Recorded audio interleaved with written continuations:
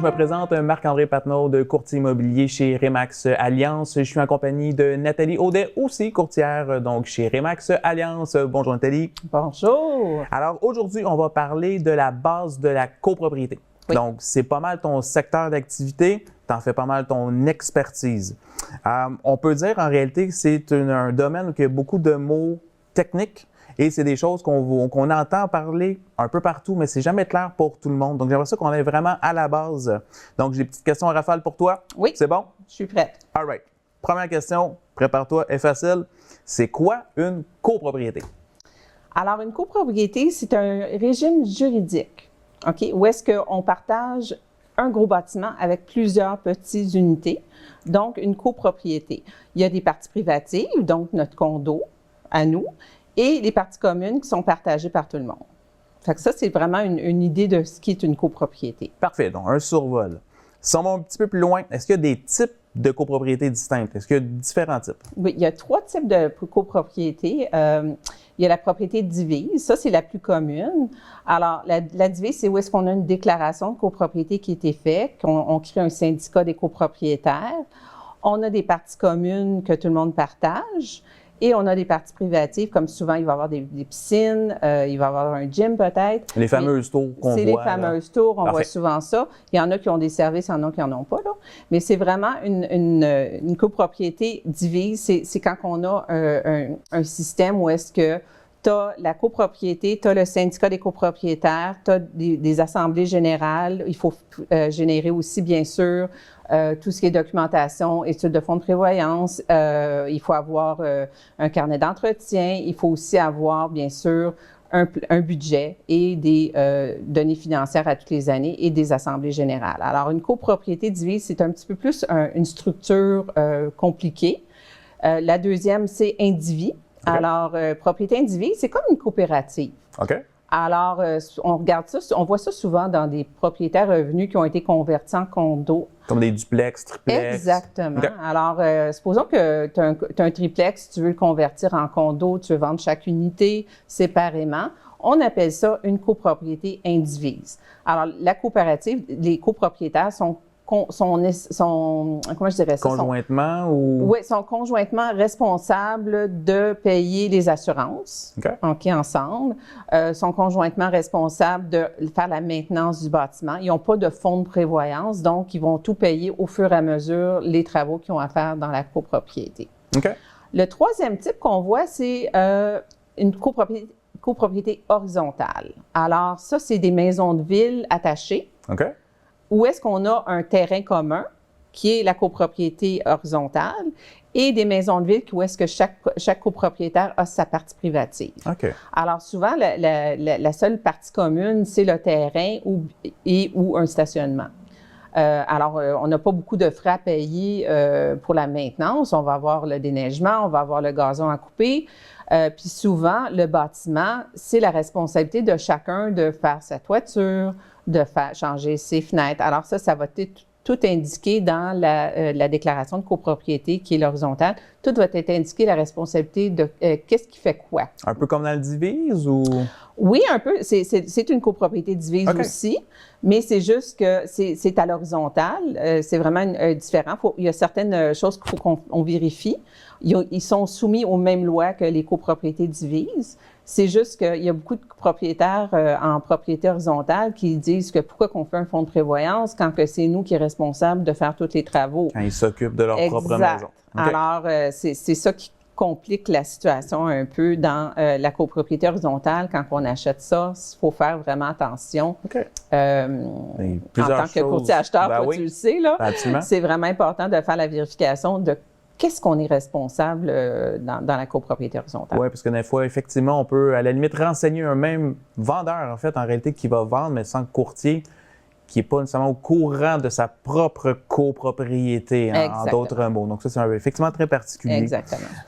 Autre point qui est très important, on a entendu parler dans les dernières années, 2 lois, la fameuse loi 16, la fameuse loi 141.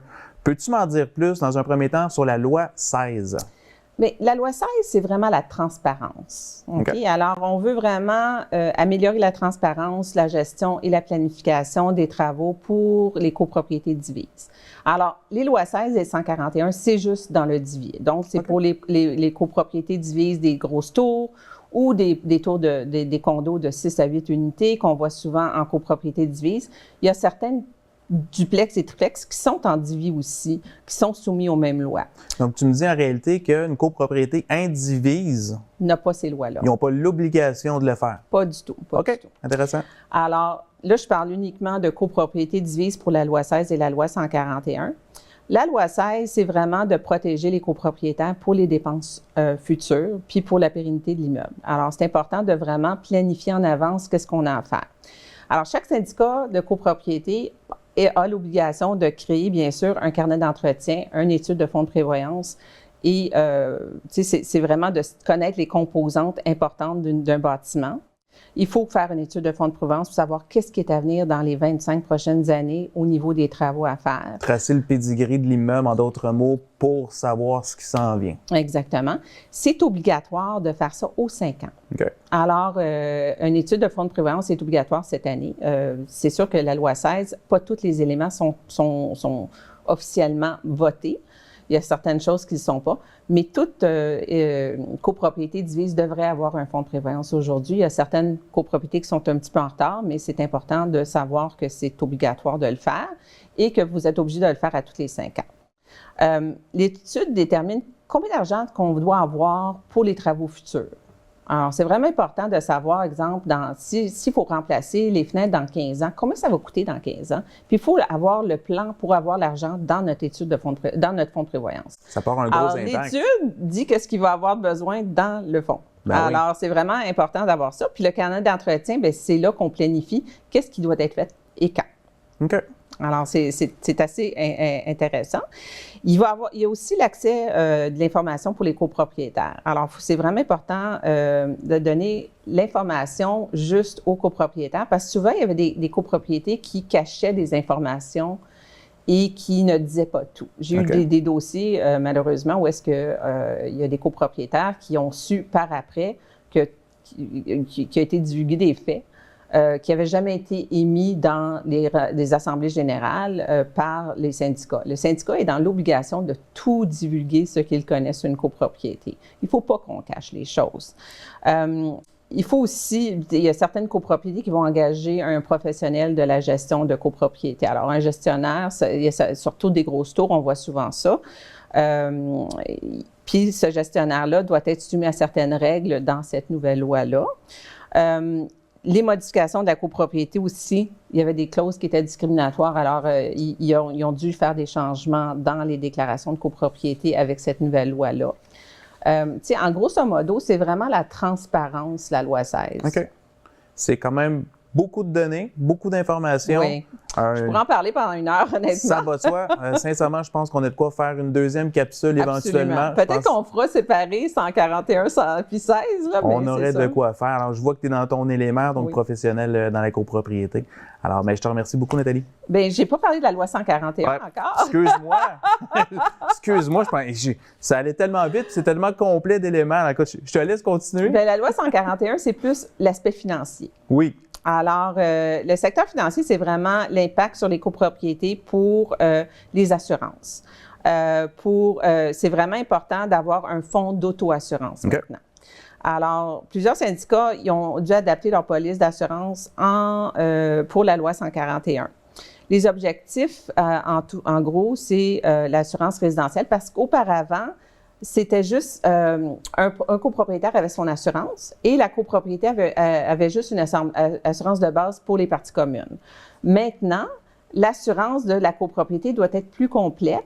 Et s'il y a un litige ou un dégât d'eau dans ton condo, bien, c'est le syndicat des copropriétaires qui doit prendre en main la situation, engager les entrepreneurs, puis ensuite aller chercher l'argent des assurances qui sont responsables. Dans ce nouveau fonds-là. Exactement. Alors, le fonds d'auto-assurance, c'est 2 fois la franchise du contrat d'assurance de la copropriété la plus haute. Okay. Alors, supposons qu'on a une franchise de 10 000 $ pour un dégât d'eau. dans le bâtiment au complet, il faut qu'on ait 20 000 $ dans un fonds d'auto-assurance. Une copropriété doit toujours avoir un compte de fonds d'auto-assurance, un compte de banque pour la gestion de tous les jours et un compte de banque pour le fonds de prévoyance dont j'ai parlé tout à l'heure. Alors, c'est vraiment important que la distribution des produits financiers soit bien faite. C'est ça, la loi 141. C'est vraiment important d'avoir le compte de banque pour ça. L'assurance du syndicat, c'est vraiment ce qui va sauver le bâtiment s'il y a des dégâts d'eau. Et le syndicat, il y a aussi une assurance pour les membres du syndicat maintenant. Okay. C'est très complexe. Moi, je pense que ça serait une bonne idée qu'on fasse un autre. Peut-être on invitera une compagnie d'assurance pour expliquer ça. On a entendu des petites brides. Effectivement, ça implique beaucoup de choses. Exactement. Puis bien sûr, il faut avoir une assurance responsabilité civile qui est vraiment importante dans la copropriété pour justement protéger tous les copropriétaires et le syndicat. En résumé, tu sais, les deux types de propriétés qu'on voit beaucoup, c'est condo-divis. Indivis un peu moins souvent. C'est important de bien connaître la copropriété puis de travailler avec un professionnel qui connaît la copropriété. Alors, si vous faites l'achat d'un condo, c'est vraiment important d'avoir un expert en condo qui fait votre achat. Si vous avez un courtier immobilier qui ne connaît pas le condo, vous pourriez avoir des gros problèmes ensuite. C'est sûr, parce qu'on regarde les fameuses études du fonds de prévoyance, on peut parler parfois de 160 pages, 200 pages par endroit. Si on s'improvise là-dedans pour la première fois, on peut avoir des mauvais résultats. Venir ventiler ça au client, de démontrer c'est quoi exactement l'avantage ou pas l'avantage d'un fonds, c'est sûr, c'est toujours avantageux, mais de dire dans les scénarios qui vont être pris dans le futur, est-ce qu'on s'en va de l'avant positivement ou c'est négatif finalement suite à tout ça? Alors, c'est des documents qui sont vraiment lourds, mais essentiels définitivement pour une promesse d'achat. Donc, voilà. Bien, si tu n'as rien à rajouter cette fois-là. Non, j'ai rien à rajouter, merci. Ben, merci à toi, Nathalie.